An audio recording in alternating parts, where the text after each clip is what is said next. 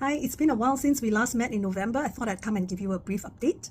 So while I was going through Symbiosis 5 last year in November, I was actually going through a big health challenge. And at the end of Symbiosis 5, I was then hospitalized for a series of tests. And through the test, it was determined that the cancer, which I had 4 years ago, had returned. But this time it returned as a lump in my arm. And because of the lump wrapping around the nerves, therefore I have lost the use of my right hand.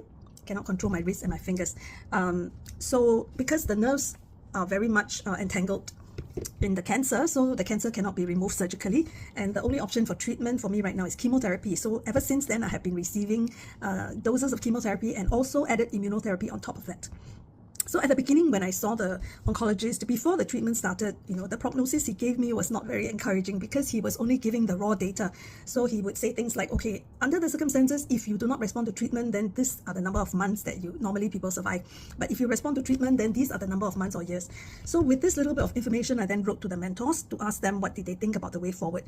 So some of the mentors replied to me, and of these who did reply, most of them said that if Symbiosis 6 were to happen this year, they would not be involved, but maybe next year. So I got to thinking that, with the 5 cycles of Symbiosis, we have been gaining traction. So it would be a waste if we just did nothing this year. But on the other hand, with me undergoing treatment, the energy levels, do fluctuate greatly, and the effect of chemotherapy is cumulative.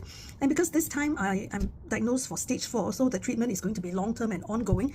And I foresee that this year I may not have the ability or the energy to sustain hosting a Symbiosis 6. So this being the case, I got to thinking, what is it that we can still do and push forward?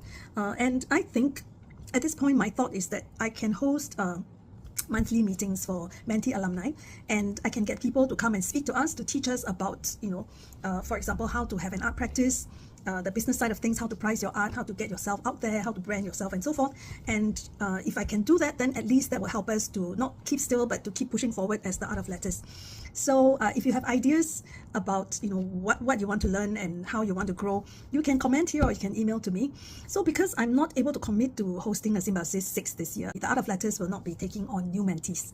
It's quite unfortunate, but then hopefully I will bounce back at some point. Of course, I'm believing for healing, I'm believing for miracles, and I thank you for your support and your prayers and your well wishes. This year's program, all the learning together, I think will be for Mentee alumni who are really serious about pursuing calligraphic art and want to put your work out there, to sell it, to create a market, create awareness, and so forth.